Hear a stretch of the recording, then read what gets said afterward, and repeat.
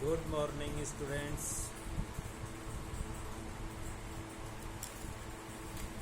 आज हम अपनी कल की चर्चा को आगे बढ़ाते हैं।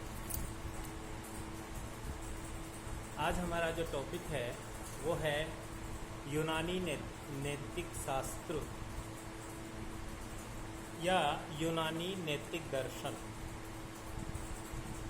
यूनानी नैतिक दर्शन में हम मुख्यतः 4 दार्शनिक सिस्टम या 4 दार्शनिकों के दर्शन पर बात करेंगे, जिसमें प्रथम है सोफिस्ट, फिर है सुकरात, उसके पश्चात प्लेटो और तत्पश्चात अरस्तु।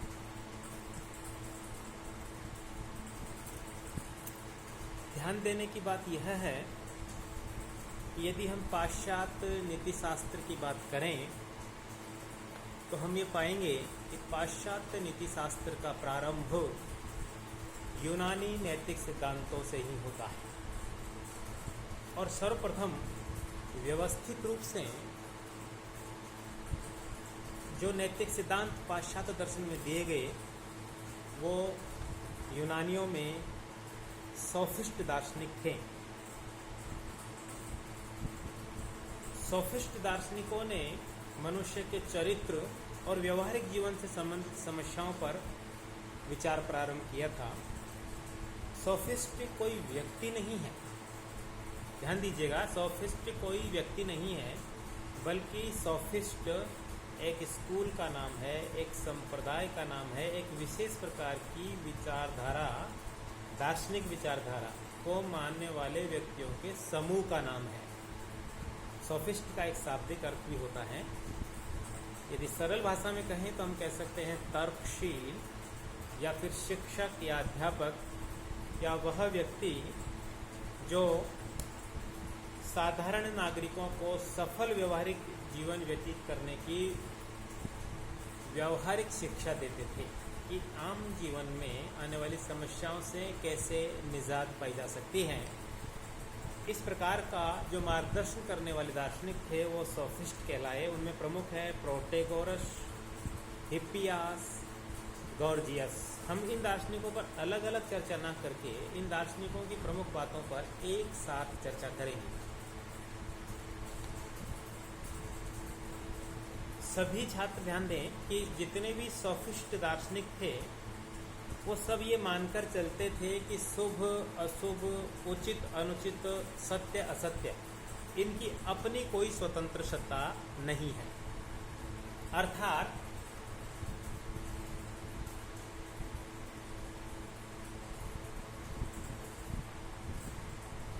शुभ और अशुभ आदि जो भी चीजें नीतिशास्त्र की दृष्टि से महत्वपूर्ण हैं वो व्यक्ति सापेक्ष हैं।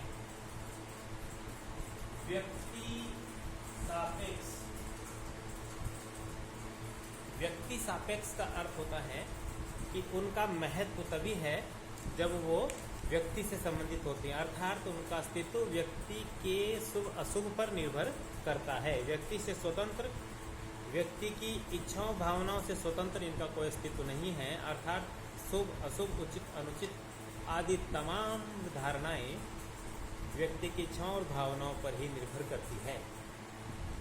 सोफिस्टों में एक प्रमुख दार्शनिक जिसको अपन बात कर रहे थे, प्रोटेगोरस का एक प्रमुख कथन है जो इस बात को बहुत स्पष्ट करता है कि मनुष्य ही सभी पदार्थों का एकमात्र मापदंड है। इसका अर्थ यह है कि वस्तुओं के जितने भी गुण हैं वो व्यक्तिनिष्ठ हैं, कुछ भी अपने आप में शुभ या अशुभ नहीं। अर्थात व्यक्ति की दृष्टि से ही उनका कोई महत्व है। यदि व्यक्ति के लिए वो उपयोगी नहीं है तो उनका कोई महत्व नहीं है। हर शुभ और अशुभ का अस्तित्व व्यक्ति की इच्छाओं और भावनाओं पर ही निर्भर करता है। सोफिस्ट दार्शनिकों ने जो नैतिक सिद्धांत दिए उनसे दर्शन में 3 प्रकार की अवधारणाओं ने जन्म लिया, जिनको हम संदेहवाद, व्यक्तिनिष्ठवाद और सापेक्षवाद कहते हैं।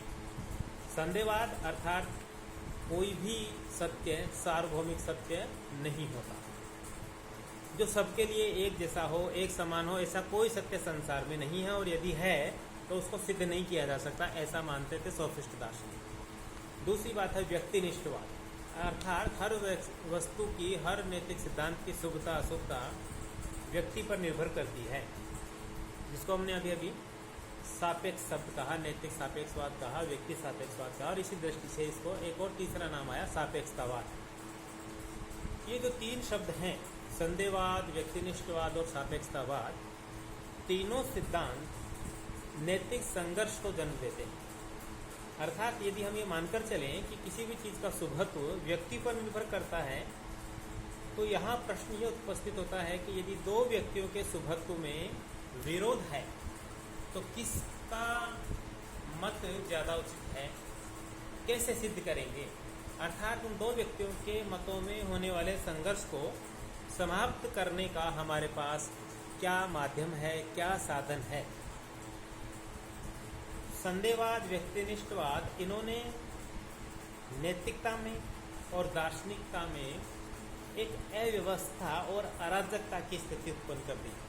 इस अव्यवस्था और अराजकता की स्थिति को नष्ट करने की आवश्यकता थी, और एक ऐसे दार्शनिक की जरूरत थी जो कुछ ऐसे सिद्धांत दे जो इन चीज़ों से हमें परे ले जाए, अर्थात संदेहवाद से बाहर निकाले, व्यक्तिनिष्ठवाद से बाहर निकाले और सापेक्षतावाद से बाहर निकाले। और ऐसे दार्शनिक में जो सबसे पहला प्रयास किया वो थे दुनिया के प्रथम महान दार्शनिक सुकरात। तो मित्रों, हम सोफिस्ट के बाद अगला अपना जो चर्चा का विषय है वो है सुकरात। नैतिक दार्शनिकों में गणनीय दृष्टि से देखा जाए तो प्रथम महान दार्शनिक थे सुकरात। सुकरात का जो नैतिक दर्शन है उसमें ये कहा जाता है कि उनके अनुसार दर्शन का मूल जो मकसद था वो था सत्य की खोज। और इनका ये मानना था, सुकरात का ये मानना था कि जगत के संदर्भ में हमारा ज्ञान बहुत सीमित है, और हर व्यक्ति को सार्वभौमिक सत्य पर पहुंचने के लिए सबसे पहले ये स्वीकार कर लेना चाहिए कि वह सार्वभौमिक सत्य के संदर्भ में या फिर जगत के संदर्भ में अन्य भिज्ञ है। अर्थात मनुष्य का जो ज्ञान है वो सीमित है। सत्य पर पहुंचने की पहली शर्त सुकरात के अनुसार है अपनी अज्ञानता को स्वीकार करना। जब सुकरात के समक्ष उचित, शुभ, साहस, सदाचार क्या है आदि प्रश्न पूछे जाते थे तो सुकरात इनका सीधे सीधे कोई उत्तर स्वयं ना देकर उसी व्यक्ति से उनका उत्तर खोजने के लिए कहा करते थे, और वार्तालाप के द्वारा उसके उत्तर को खोजकर बाहर निकालने का प्रयास करते थे। यह सुकरात की एक विशेष पद्धति थी जिसको हम कई नामों से जानते हैं। वार्तालाप की पद्धति, संदेह की पद्धति, बौद्धिक प्रशाविकी, आगमनात्मक पद्धति, निगमनात्मक पद्धति आदि आदि। तो सुकरात में जो सबसे महत्वपूर्ण बात है वो है कि नम्रतापूर्वक अपना अज्ञान स्वीकार करना दर्शन के अनुसार प्रथम सोपान है ताकि सत्य पर पहुंचा जा सके। ज्ञान को सुकरात सर्वाधिक महत्व देते थे, और इसीलिए सुकरात का एक प्रमुख कथन प्रचलित है, वह है कि ज्ञान ही सद्गुण है।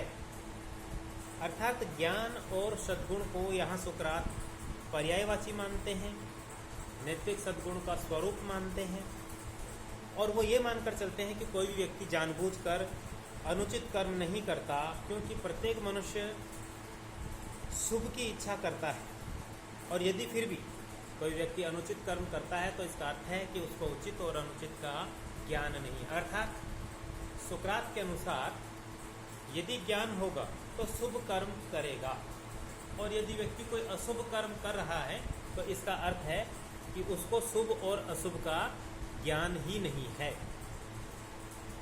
सारी बुराइयां, चाहे वो नैतिक हो या किसी और प्रकार की, सब अज्ञान से ही उत्पन्न होती है, ऐसा सुकरात का मानना था। परंतु सुकरात की एक बात तो यहाँ पर महत्वपूर्ण है ध्यान देने की कि सुकरात ने जब ये कहा कि शुभ कर्म करने के लिए शुभ का ज्ञान होना चाहिए, तो यहाँ पर एक प्रश्न उठाया जाता है कि क्या ज्ञान मात्र से व्यक्ति शुभ कर्म करने लगेगा? तो हम कहते नहीं। सुकरात जब ये कहते हैं कि शुभ कर्म करने के लिए शुभ का ज्ञान होना चाहिए, तो इसमें ज्ञान के साथ साथ अभ्यास भी निहित है, ऐसा सुकरात का मानना था। सुकरात ने कई सारी बातें कही, कई सारे प्रसिद्ध कथन कहे हैं जिनके आधार पर इनके नैतिक सिद्धांत को समझा जा सकता है। सुकरात ने एक जगह कहा कि कोई भी मनुष्य जानबूझकर अनुचित कर्म नहीं करता, और एक जगह तो उन्होंने बड़ी विचित्र बात भी बोली। प्रत्यक्ष देखने पर वो उल्टी लगती है, लेकिन उसको ठीक ढंग से समझने का प्रयास करें तो हमारा मंतव्य समझ में आता है। सुकरात ने कहा कि वह व्यक्ति जिसने जानबूझकर अपराध किया अर्थात गलत काम किया, वह व्यक्ति उस व्यक्ति से श्रेष्ठ है जिसने अनजाने में अपराध किया।